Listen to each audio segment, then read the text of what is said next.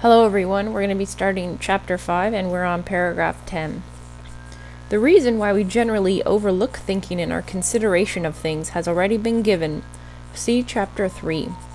It lies in the fact that our attention is concentrated only on the object we are thinking about, but not at the same time on the thinking itself. The naive consciousness, therefore, treats thinking as something which has nothing to do with things, but stands altogether aloof from them and contemplates them. The picture which the thinker makes of the phenomena of the world is regarded not as something belonging to the things, but as existing only in the human head. The world is complete in itself without this picture. It is finished and complete with all its substances and forces, and of this ready-made world man makes a picture. Whoever thinks thus need only be asked one question: what right have you to declare the world to be complete without thinking? Does not the world produce thinking in the heads of men with the same necessity as it produces the blossom on a plant? Plant a seed in the earth. It puts forth root and stem. It unfolds into leaves and blossoms. Set the plant before yourself. It connects itself in your mind with a definite concept. Why should this concept belong any less to the whole plant than leaf and blossom?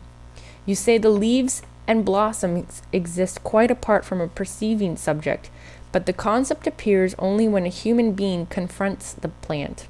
Quite so, but leaves and blossoms also appear on the plant only if there is soil in which the seed can be planted, and light and air in which the leaves and blossoms can unfold. Just so the concept of a plant arises when a thinking consciousness approaches the plant. And the summary for paragraph 10 is: the naive observer believes thinking is separate from the world. That is, the world is complete without thinking, but thinking is an integral part of the world. A concept of a thing arises only when thinking considers the thing. So here Steiner is basically pointing out that for the naive realists, they don't really see thinking as something that is very important, or that it contributes to the world. And the world is good as it is, it's all complete. And Steiner's just arguing that, that thinking is important, and that the world makes us think. That just being in front of the world invokes thinking, and it's not right to just argue that the world is complete, because our thinking is like the blossom on a plant, and that's what he's arguing about here. And that's basically it. And it's important that we recognize thinking for what it is, that it is a fact.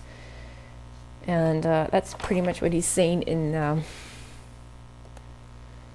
that, because the naive observer thinks it's separate from the world, but Steiner's saying it's a very important part of the world, and that's what we need to start recognizing. So for paragraph 11, I'm going to start.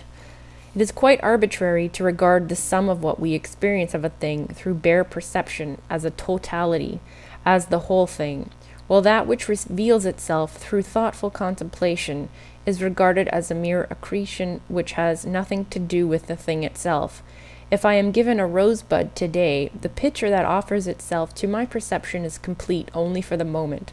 If I put the bud into water, I shall tomorrow get a very different picture of my object. If I watch the rosebud without interruption, I shall see today's state change continuously into tomorrow's through an infinite number of immediate stages.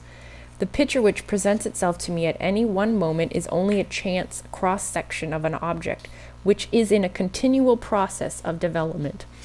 If I do not put the bud into water, a whole series of states which lay as possibilities within the bud will not develop.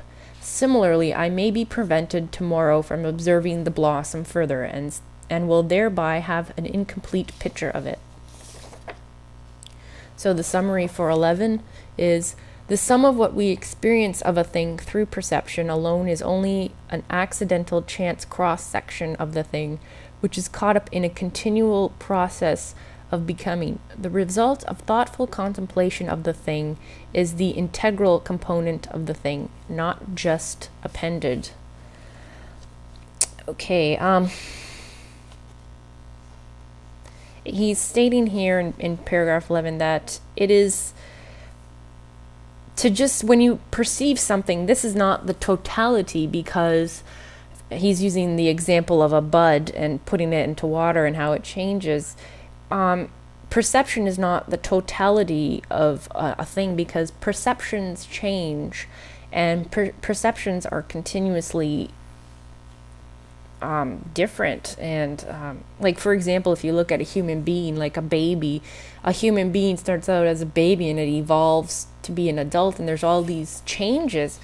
But what Steiner is saying, that he'll point this out later on, but just that if you have the concept of an object, that is adding to the perception, because if you're just getting the perception of this baby growing up to be an adult, I mean, you need that concept of evolution and whatnot, of maturation, to grasp the totality of that perception. So it's not perception alone that is the totality.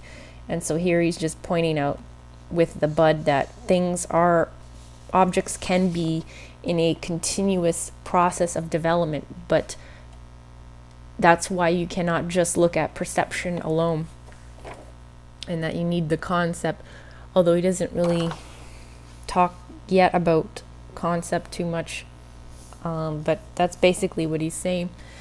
So for paragraph 12, I'm going to read that. It would be a quite unobjective and fortuitous kind of opinion that declared of the purely momentarily appearance of a thing, this is the thing. So the summary for that is, it is completely unrealistic to grasp at accidental elements and to declare of the picture revealed at a particular time that this is the thing. I think that's pretty straightforward. It's just saying, well, if I see something today, how can I declare that this is the thing? Because everything is perceptions are continuously developing. So it's quite inaccurate to just say, well, this is it, after just seeing one moment of a perception. And it's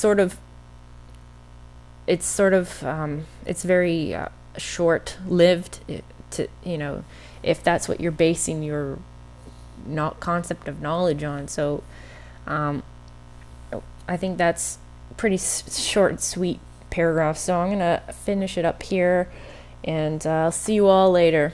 Bye.